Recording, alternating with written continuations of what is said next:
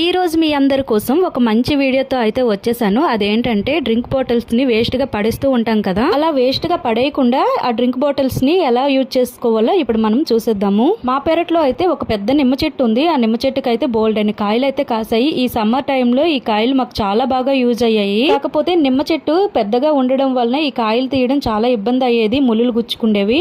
అప్పుడు నాకు ఒక ఐడియా వచ్చింది, డ్రింక్ బాటిల్ తో ఇలా చేస్తే మనకి కాయలు అయితే ఈజీగా వచ్చేస్తాయి కదా అనేసి వెంటనే ఇంకా ఈ డ్రింక్ బాటిల్ ని కట్ చేసి ఈ విధంగా అయితే తయారు చేశాను. ఇప్పుడు ఈ బాటిల్ ని ఎలా సెట్ చేయాలనే వీడియో అయితే ఫుల్ వీడియో ఉంది, చివరి వరకు ఎక్కడ కూడా స్కిప్ చేయకుండా చూసేసేయండి. నేను ఇక్కడైతే ఒక ఫ్రూటీ బాటిల్ ని తీసుకున్నాను. ఇప్పుడు దీని చుట్టూ హోల్ లా చేసుకోవాలి. ఇక్కడైతే ఈ హోల్ అనేది కొంచెం పెద్దగానే చేసుకోవాలి, ఎందుకంటే మనకి నిమ్మకాయ పడేటప్పుడు కాయ అనేది లోపల పడాలి కదా. ఈ విధంగా కట్ చేసుకున్న తర్వాత ఇప్పుడు ఈ బాటిల్ కి ఒక స్టిక్ ని అయితే సెట్ చేసుకోవాలి. కొంచెం దొడ్డుగా ఉన్న స్టిక్ ని అయితే సెట్ చేసుకోవాలి. ఇక్కడ మాకు సన్నగా ఉంది కాబట్టి దీనికైతే క్లాత్ చుట్టవలసి వచ్చింది. ఇలా ఈ బాటిల్ కి స్టిక్ ని ఫిట్ చేసిన తర్వాత గట్టిగా ముడి వేసుకోవాలి.